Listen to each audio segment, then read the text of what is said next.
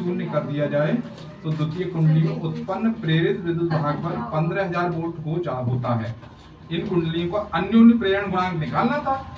Simply E is equal to क्या होता है, minus M D I by D T, ये होता है ना। अब विद्युत वाहक बल कितना दे रखा है, 15,000 वोल्ट, 15,000 हो गया, is equal to minus M, तो कैलकुलेट करना ही करना है। डी आई कितना हो रहा है, 0 से 3 एम्पियर, सॉरी 3 एम्पियर से 0, शून्य करी जा रही है, 3 एम्पियर से शून्य, यानी 0 माइनस 3 शून्य करी जा रही है, अपॉन dt समय, टाइम कितना है 0.01 सेकंड में, 0.001 सेकंड, बस कैलकुलेट कर लो। ये क्या हो जाएगा, -3, तो m इज इक्वल टू, ये पॉजिटिव हो गया, 15,000 इंटू 0.001 अपॉन 3, 5,000 हो गया, और 3 जीरो इससे हट जाएंगे, तो m इज इक्वल टू कितना आएगा, 5, आंसर 5 हेनरी।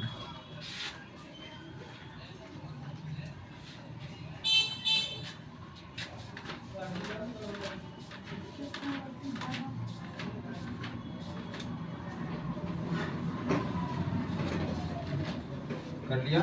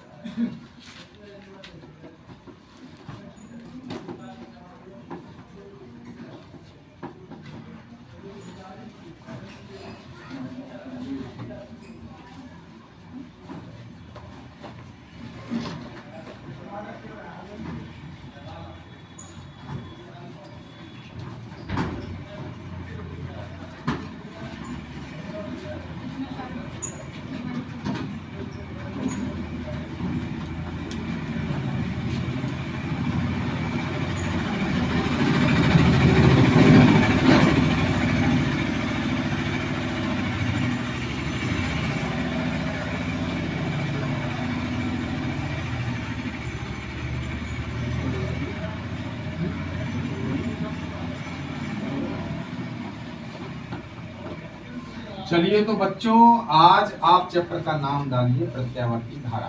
सबसे टफ चैप्टर आपकी पूरी फिजिक्स का, प्रत्यावर्ती धारा।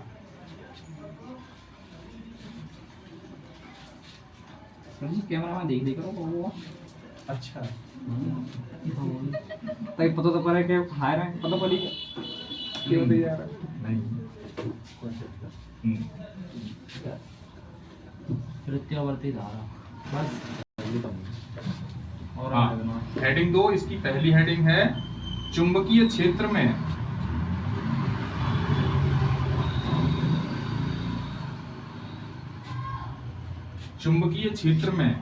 अपनी अक्ष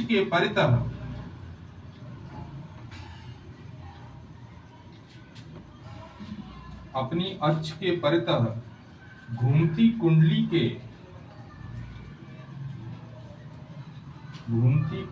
के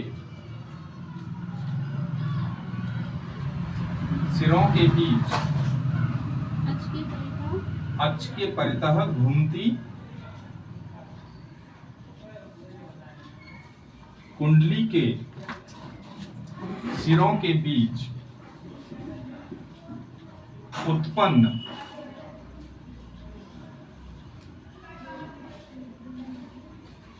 प्रेरित विद्युत वाहक बल, प्रेरित विद्युत वाहक बल या प्रत्यावर्ती वोल्टेज,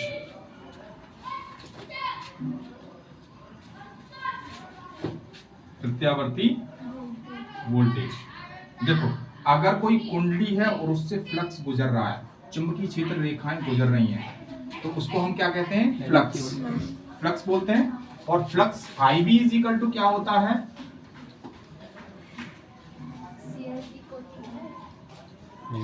BA cos थीटा, ये पढ़ के आ चुके हैं हम लोग।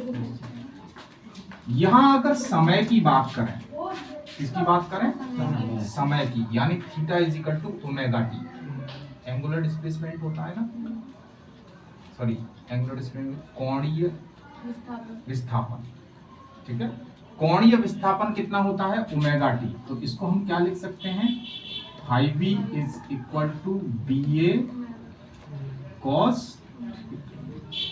Omega T. यहां से फ्लक्स है, कोण यहां पर ओमेगा है कोणीय वेग, ओमेगा क्या है? कोणीय वेग।